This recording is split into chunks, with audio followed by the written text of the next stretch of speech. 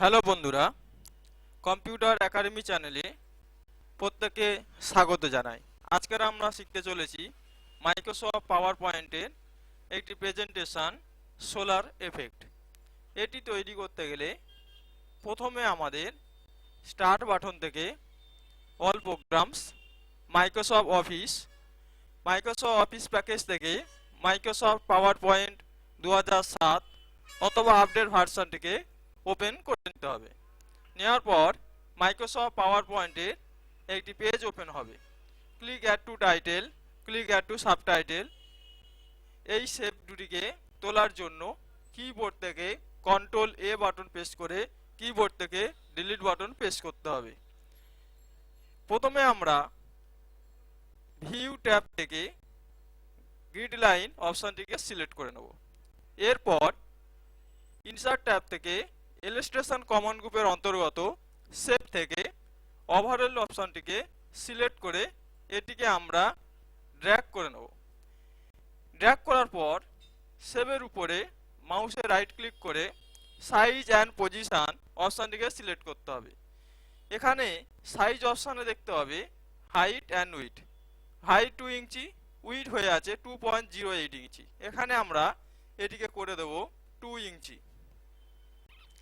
দেওয়ার পর ক্লোজ বাটনে ক্লিক করতে হবে। তাতে কি হয়, এটি একটি সমান মাপে তৈরি হয়ে গিয়েছে। এরপর আমরা ফরম্যাট অপশনে গিয়ে শেপ ফিল, গ্রাডেন অপশনে যাওয়ার পর মোর গ্রাডেন অপশনে আসতে হবে। আসার পর গ্রাডেন ফিল অপশন থেকে পেস্ট কালার ড্রপ ডাউনে ক্লিক করে আমরা ফেয়ার অপশনটিকে সিলেক্ট করে নেব।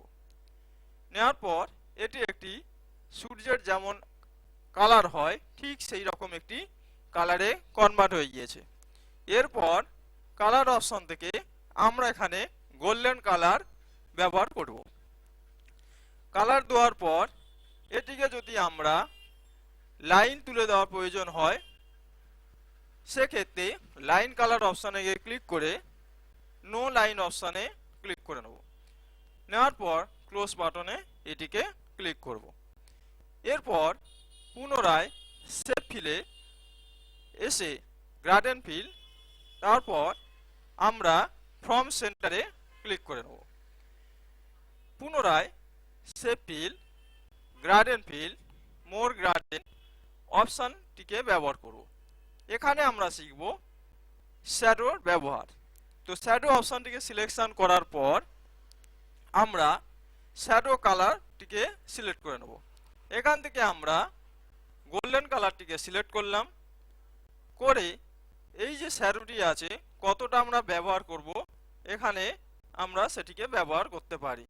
এখানে তোমাদের যতটা প্রয়োজন হবে ততটা তোমরা ব্যবহার করতে পারো।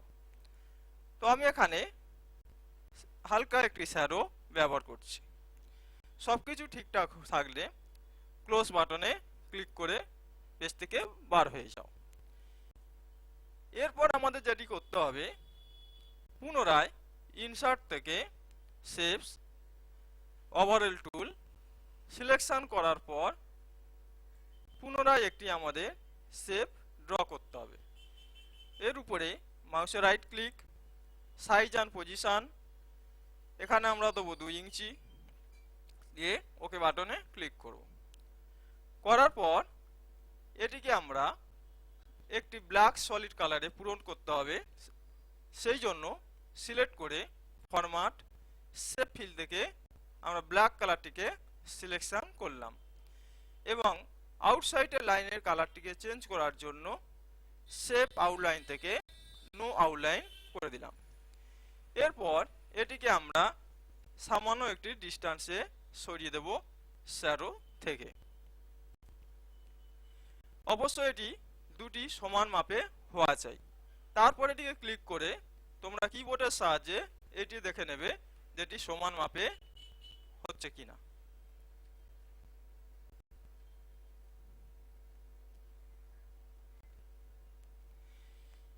এবার আমরা এই পেজটে অ্যানিমেশন সেটআপ করব। ব্ল্যাক শেপটিকে সিলেকশন করার পর অ্যানিমেশন শেপ থেকে অ্যানিমেশন কমান্ড গ্রুপের অন্তর্গত কাস্টম অ্যানিমেশন অপশানটিকে সিলেক্ট করতে হবে। এখান থেকে অ্যাডেড অপশান মোর পার্ট থেকে লেফট অপশানটিকে সিলেক্ট করে নেওয়া। সিলেক্ট করে নেওয়ার পর এটিকে ক্রস করছে রেড কালারের সেভের উপর দিয়ে। এরপর এটিকে আমাদের করতে হবে অ্যারো চিহ্নতে সিলেকশন করার পর এটিকে আমরা সমান করে ড্র্যাগ করে নেব। যদি অসুবিধা হয় কিবোর্ডের শিফট বাটন চেপে এটি তোমরা করতে পারো। এরপর আমরা এটিকে প্লে করে দেখব। যদি বেশি মনে হয় অনেকটা হয়ে গেছে সেক্ষেত্রে তোমরা চাইলে এটিকে শর্ট করে নিয়ে পুনরায় আবার প্লে করে দেখতে পারো। আশা করছি বুঝতে পেরেছো। যদি ভিডিওটি ভালো লেগে থাকে অবশ্যই একটি সাবস্ক্রাইব এবং একটি লাইক করতে ভুলো না। এরপর আমাদের যেটি করতে হবে এই পুরো পেজটিকে একটি কালারে কনভার্ট করতে হবে। সেজন্য আমরা মাউসে রাইট ক্লিক করে ফরম্যাট ব্যাকগ্রাউন্ড এখান থেকে সলিড ফিল কালার অপশন থেকে ব্ল্যাক কালারটিকে সিলেকশন করব। কেন ব্ল্যাক করব? কারণ পুরো পেজটাকে ব্ল্যাক করে দিলে শুধুমাত্র রেড শেপটিকে আমরা দেখতে পাবো, ব্ল্যাক শেপটি এখানে হাইড হয়ে যাবে।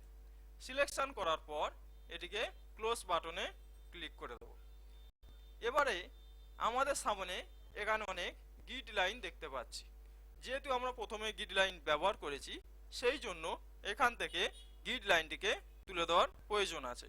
সেক্ষেত্রে আমরা পুনরায় ভিউ ট্যাবে ক্লিক করে গ্রিড লাইন অপশন থেকে আমরা তুলে দিলাম। এবারে আমরা ব্ল্যাক শেপটিকে সিলেকশন করার পর স্পিড মিডিয়াম এটিকে আমরা করব ভেরি স্লো এবং ভেরি স্লো নিচে আমরা যে অপশনটি দেখতে পাচ্ছি ড্রপ ডাউন অ্যারো চিহ্ন আছে এখানে ক্লিক করে এফেক্ট অপশনটিকে আমরা সিলেকশন করে নেব। এফেক্ট অপশনটিকে আমরা সিলেকশন করে নিলে টাইমিং অপশনে যাবে। টাইমিং অপশন থেকে অন ক্লিক যেটা হয়ে আছে স্টার্ট অপশনে এখান থেকে আমরা করব উইথ প্রিভিয়াস রেল স্পিড 0 এখানে সেকেন্ড হিসাবে রাখতে পারো। স্পিড অর্থাৎ ব্ল্যাক শেপটিকে কতটা স্পিডে এটাকে অ্যানিমেশন করা হবে সেটিকে আমরা এখানে নির্ধারিত করে দেব।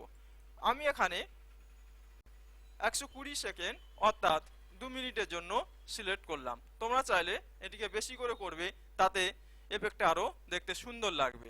এরপর আমরা ওকে বাটনে এটিকে ক্লিক করব। করে আমরা এটিকে অ্যানিমেশনটিকে প্লে করে দেখব কেমন হয়েছে। ভিডিওটি দেখতে দেখো, আশা করছি প্রত্যেকের ভালো লাগবে।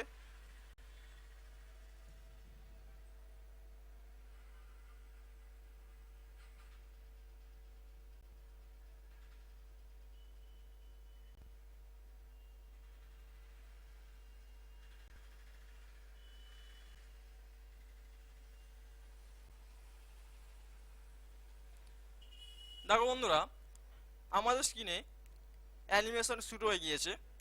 মনে হচ্ছে যেন আমরা দিনের বেলা বসে সূর্যগ্রহণ দেখছি। দেখো বন্ধুরা, কত স্মুথ ভাবে এটিকে একটি অ্যানিমেশন হচ্ছে। দেখে মনে হচ্ছে অরিজিনাল যেন আমরা সূর্যগ্রহণে দেখতে চলেছি।